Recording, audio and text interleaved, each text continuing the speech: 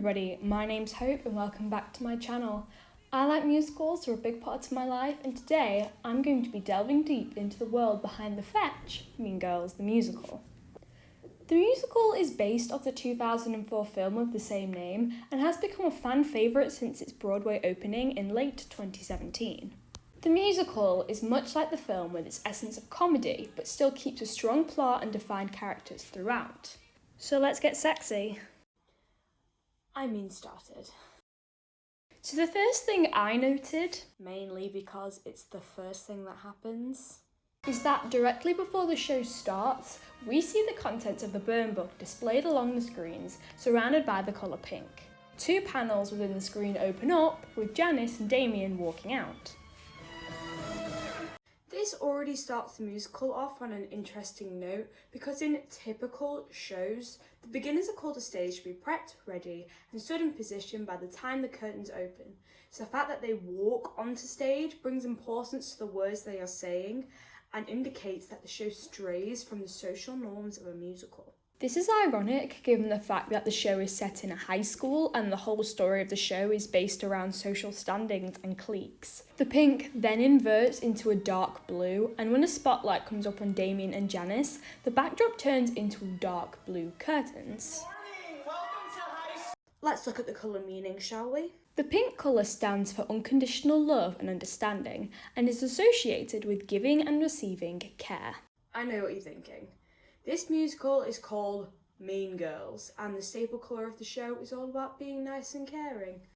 But let me explain. The pink colour surrounding the burn book pages is a contrast because it shows how outside of the burn book, the miscellaneous characters being described are more caring and understanding than the burn book makes out. And you're probably like, well, yeah, isn't that obvious? But it is the colour change that holds the most significance. Dark blue is associated with knowledge and power, so with Damien and Janice emerging when the pink colour has disappeared and the dark blue colour shows, presents how Janice and Damien are knowledgeable, which makes sense given that they are speaking chronologically from the end of the show. It also shows they are powerful because by the end, everyone is seen on equal stature, and the power that the plastics had at the beginning of the show isn't there, so it makes sense chronologically. In addition to this, the change from the inverted dark blue of the burn book into the dark blue curtains is something to look at. Apparently, if a curtain is merely in the background or gives you no other content for interpretation, then your subconscious is simply trying to warn you of the effects of hiding yourself from the world. If you do not put yourself out there, you will never be able to accomplish all of the hopes and goals you have set for yourself throughout your life. This is the basis of Katie's character arc as she's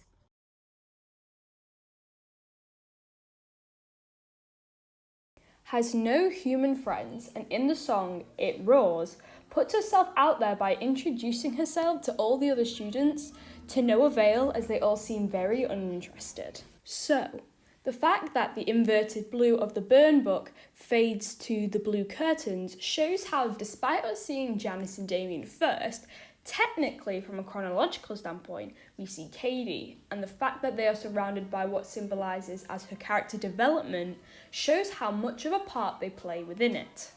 One thing about Mean Girls the musical which is different to the film is the time period in which it is set in. Both are set in modern day, however this is regarded to when they were released. Mean Girls the film is set in 2004, and Mean Girls the musical is set in and around 2017. However, it can be slightly tweaked to fit that present day. The announcement before the show shows us this, as it mentions Snapchat, Instagram and Twitter, popular social media sites created after 2004. This can also be shown by the unsubscribed line in It Roars, which is most likely referring to the subscribing system from YouTube, which if you haven't done so already, is down there. In addition to this, we know the show must be set after 2016.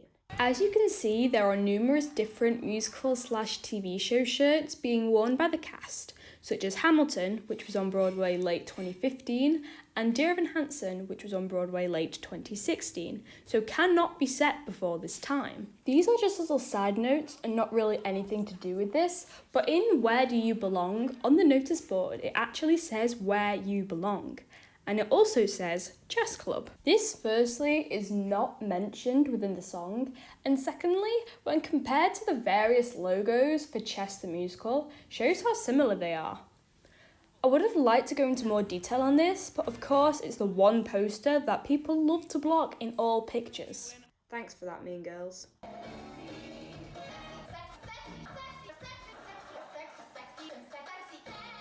There is also a poster for the blue and gold newspaper, and I don't know if this is a reference to Riverdale or if it's just because they are the school colours. I can't know everything. Sue me.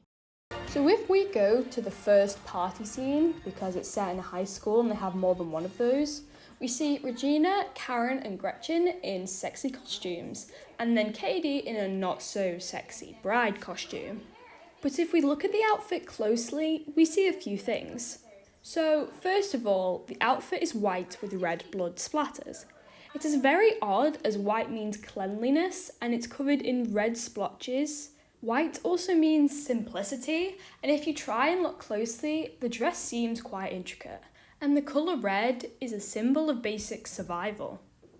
This is odd because Katie's journey so far has been about fitting in and surviving the plane of high school, and so with her costume being splattered with basic survival shows how that's become less important to her and that her interests have gone elsewhere.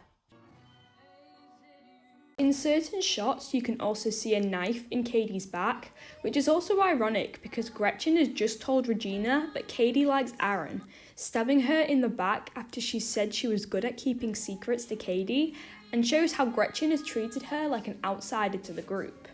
As in Meet the Plastics, she talks about giving secrets to Regina. In this scene, we also see Aaron wearing a football jersey with the number 10. Now, the number 10 has a lot of similar meanings to the colour white, which shows how similar Katie and Aaron are and how they're going to end up together in the end, if you didn't already guess. But it also has spiritual meanings as well. In the Bible, 10 generations of man lived on earth before the flood waters came and swept away all those who were disobedient. Now, if we apply this to Mean Girls, it gets pretty interesting. Also, I'm not counting people as animals for anyone who wants to criticise me about it. So, if we count, we have Janice, Damien, these two, this girl, Katie, and Katie's mum and dad. That's 8 generations, if you will. You may think that this would only be 2 because they are from 2 generations, but a generation can also be a creation, so I'm counting individuals as well. Then Generation 9 is all these high school kids because they all come on at the same time, so they are collective. And they just keep popping up until Generation 10 arrive. Yes, you guessed it, the plastics. What you say, that's what they all expect from me, but it's all shit. So if we go back to the quote, the floodwaters come when the 10th generation appear. When the plastics enter, they are surrounded by heaps of smoke, with the space being cleared to allow them to pass through.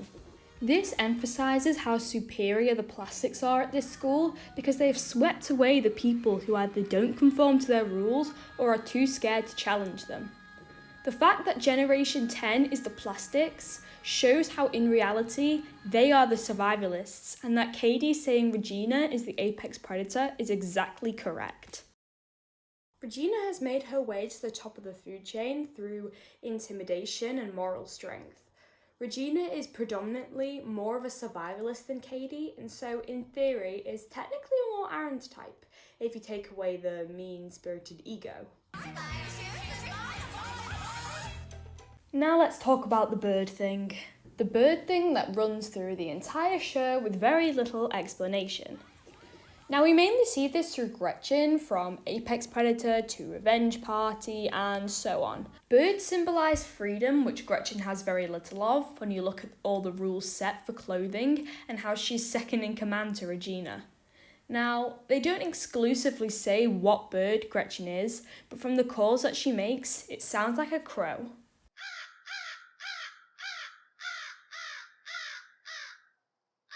Crows are symbolic of the unknown and seen as secretive, cunning, tricksters and masters of illusion.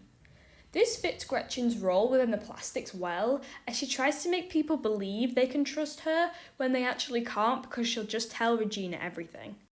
That's why her hair is so big. It's full of secrets. People who resemble crows and have a crow totem, as they're called, are willing to walk their talk, speak their truth, and embrace their life's mission.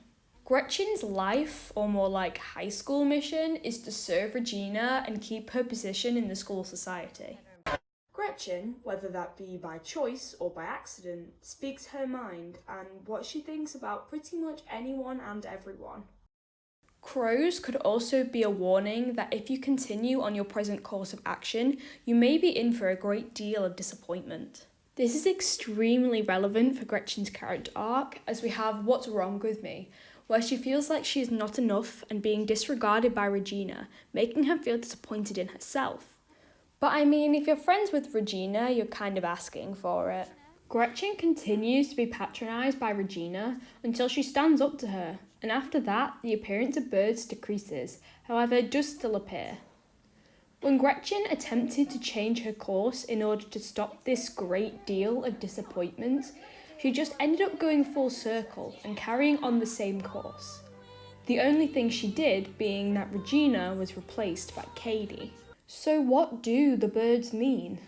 Well, the fact that the birds are primarily in Act 1 tells us that this inequality and societal system is much stronger in Act 1, and the further we progress into Act 2, the weaker it becomes. She has a huge crush on you. Really? Don't be gross. She's my friend.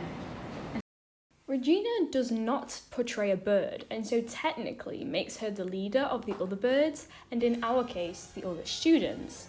Gretchen is the person who causes these major plot points to happen and changes the story as it unfolds. It also tells us that Gretchen plays a more pivotal role in the show than we might think. Gretchen spills secrets to both Katie and Regina. Gretchen steers the show in directions it needs to in order for the characters in the audience to learn. Not Katie, not Regina, not Janice or Damien, but Gretchen. Gretchen is intertwined into the musical and is basically the JD of the Mean Girls universe. And if you haven't seen that video yet, I'll leave it in the description. And so my final thing to say here is that Mean Girls has a message that most people probably don't even realise. The basic moral message of Mean Girls is to, not be mean to people and treat everyone with the respect they deserve. But in my opinion, the real message of Mean Girls is to never give in and stay strong, even if it pains you. Gretchen could only stand up to Regina for a short time. And by a short time, I mean like 3 seconds. And because she did, she still was feeling unhappy from being oppressed. This message can be applied to so many situations in real life. If there is someone who doesn't treat you with respect or you know is bad for you, separate yourself from them and don't think just because they're treating you with respect for 5 minutes, mean they'll treat you with that respect forever. And I think that this message is so prominent in Mean Girls when you think about what's said and done in the musical. And now your mind has been blown. You're welcome. So that does it for this video and the truth behind Mean Girls, the musical. I hope you learned some insights from my mind and the world of Mean Girls itself. If you have any other recommendations, please leave them in the comments below. So like the video if you liked it, subscribe if you feel like it, and I will see you in the next one.